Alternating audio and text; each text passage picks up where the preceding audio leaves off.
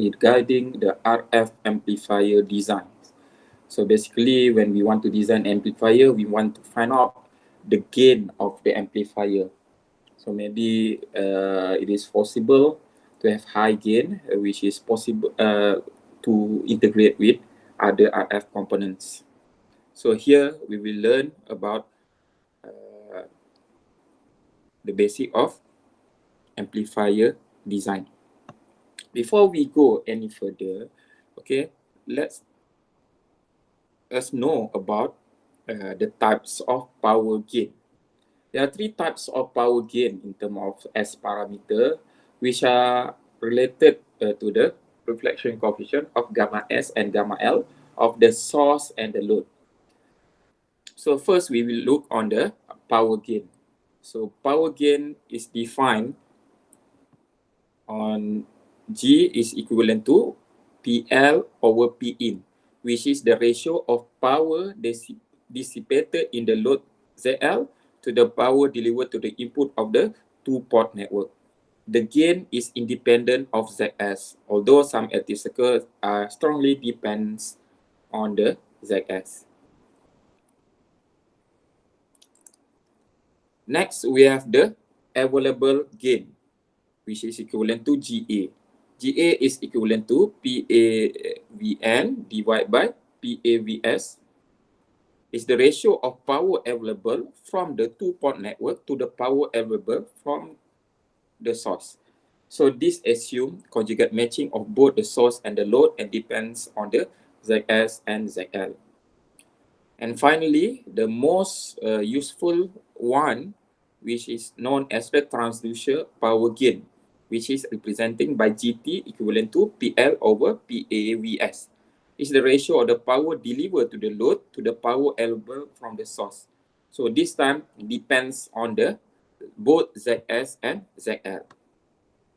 So basically, the two-port networks are looking like this. We have input and output, and we analyze, for example, the gamma in, which is related also to the gamma S, while gamma L, gamma out is related to the gamma L.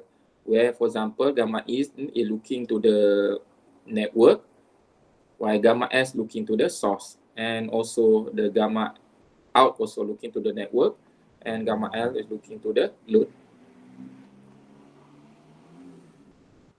So in equation, we can represent the amplifier gain, for example, the power gain in this equation.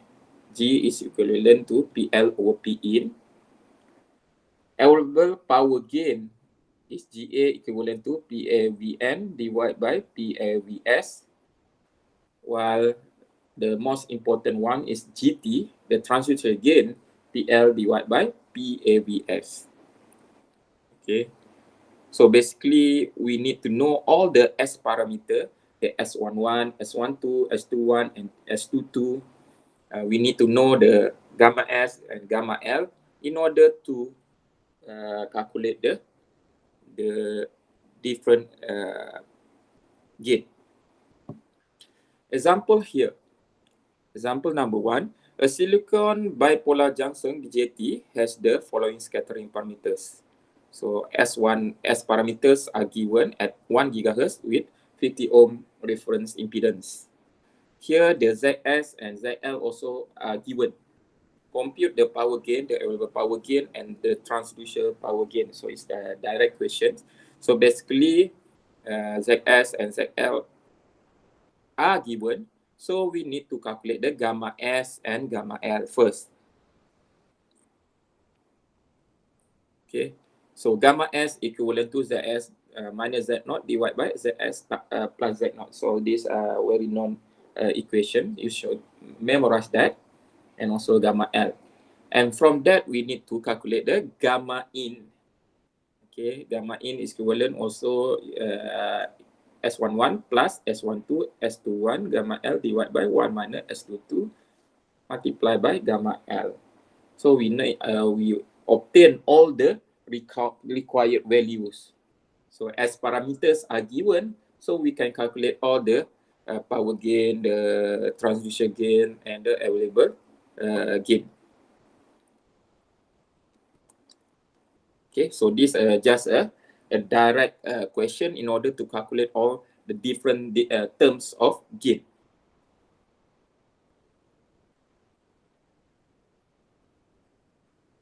Okay, so in defining gain, okay, more detail. So we have a transistor network. Okay, we need to match it both input and output. Okay, so the transistor itself can have a amplification or gain, but we need to match it for at the source and at the load. So we include a matching circuit at the source, we call it a GS, and an output matching circuit of the GL. So actually, the transducer gain, we can divide it into the 3 terms. So this is the equation given before, which is GS, G0, and GL, which already all combined equivalent to GT. But this time, we can actually divide it into the 3 terms, which is the GS for the input matching, and GL for the output matching, and the G0 is the transducer gain. If we can calculate all in terms of dB, and we can have a GT in dB is addition of GS, G0 plus GL, which all the terms are in dB. For a special case, which is known as a unilateral case, where S12 is equivalent to 0. So here, when S12 is equivalent to 0, gamma in is equivalent to S11, and gamma out is equivalent to S22. So we replace gamma in here with S11. So, and we got this equation. So the new equation for unilateral transducer gain is given by this equation, where again GTU right now is equivalent to GS, G0, and GL. In some cases, S12 is very small, and sometimes we can assume it almost to 0, and we can use this equation in order to calculate the gain of the unilateral. So I believe all of you also have learned how to calculate the gain, especially when you learn in the electronic subject in order to calculate the gain. So the gain you calculate during when you learn a electronic subject is the same one that we calculated here. So the GTU, or the unilateral fat equivalent circuit, for the gain calculation is the same, actually. So here is specifically calculated for the case of RF amplifier design. So let's see example here. Okay, example number 2. A microwave transistor has the following S parameters at 10 GHz with a 50 ohm reference impedance. So it's given all the parameters here. And here we can see that S12 given is equivalent to 0. The source impedance is ZS equivalent to 20 ohm, load impedance ZL 30 ohm. Compute the power gain, the available gain, and the transducer power gain. So it's the same procedure here. So ZS, ZL are given. So we need to calculate the gamma S, which is ZS minus Z0 divided by ZS plus Z0. Gamma L, we need to calculate the ZL minus Z0, ZL plus Z0. Then we have what? We need to calculate the gamma in. So gamma in equivalent to, from the previous one, S11 plus, so sorry, I also forgot. Okay. So here, we use this equation. Okay.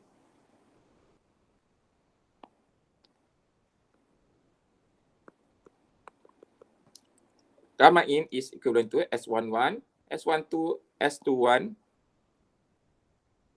gamma L divided by 1 minus H22 gamma L. And the same goes for to calculating the gamma R. So here it's asking to compute the power gain.